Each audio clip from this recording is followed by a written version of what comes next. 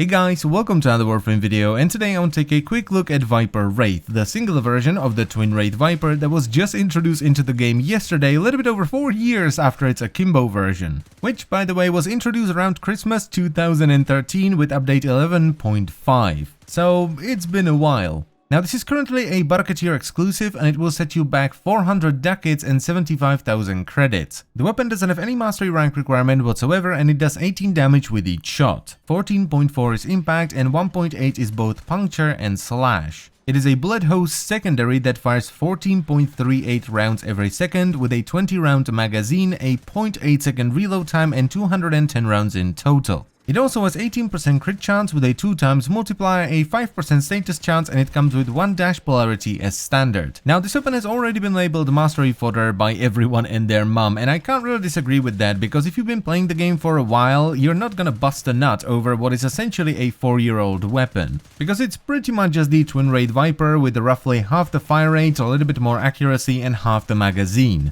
Though it is a pretty big upgrade over the original Viper, as you can see over here. The only thing the original Viper does better is slash damage. The Wraith version is weighted far heavier towards impact. It does have one thing going for it though, and that's the Stinging Truth augment, which you cannot use on the twinned version. This will give you 40 extra rounds in the magazine, giving you a 60 round magazine instead, and it will add the truth effect, which once you gather enough affinity will cause an explosion, dealing 1000 gas damage to all enemies around you, restore 25% of your maximum health, and temporarily boost the effectiveness of all your parkour maneuvers. Now the setup I went for is a 3 Forma, sort of a feels good build where I've added 2 Vs and a dash. And I did that because, putting primed mods on this weapon just felt like an overkill, and I'm running Creeping Bullseye to bump up the crit chance a little bit, but more importantly reduce the fire rate a little bit to kind of counter Lethal Torrent, because with the extra fire rate from Lethal Torrent the weapon just didn't feel good. You would press the trigger, the weapon would go and the ammo was gone. This way you can actually feel each shot, and that's, in my opinion, more fun. Next up we have Hornet Strike for damage, Barrel Diffusion for multi-shot, Lethal Torrent for fire rate and multi-shot, Target Cracker for crit damage, Pistol Gambit for crit chance, then we have Stinging Truth, and I like both the magazine capacity and the truth effect. They're both really good, so I definitely wanted to have this on the weapon,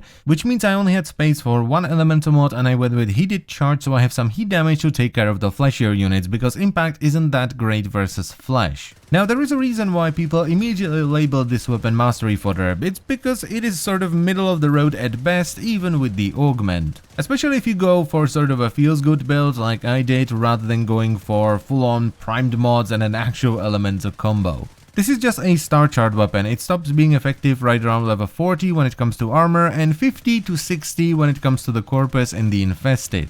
But that's still enough to take you through the star charge, do some fissure missions, couple of nightmare missions, and maybe even early sorties, though I wouldn't push it into like sortie 2 or 3. So this would be a great weapon for newer players. It makes sense, it doesn't have any mastery rank requirement, and Barketeer is selling it on La Runda relay, which has the lowest mastery rank requirement of all the relays. Which is why I, for the life of me, cannot understand why this weapon is being sold for 400 ducats. It is only 75,000 credits, which for Barketeer is pretty cheap, but 400 ducats you can get the Volca raid for 450. And you might say, well, 400 isn't that much, that's just 4 rare parts, but the thing is, newer players shouldn't be liquidizing their prime parts in the kiosk into ducats, they should be building those parts. And by the time you get enough prime junk that you don't need to get 400 ducats, you have way better weapons available to you. Which is why I also consider this weapon to be mastery fodder, because by the time you get it, it's just not good enough anymore. All you're gonna get from it by then is just mastery, and that is the very definition of mastery fodder. The most annoying thing about this though is that I actually had fun while I was leveling it. The weapon is fun to use, it is a cool weapon.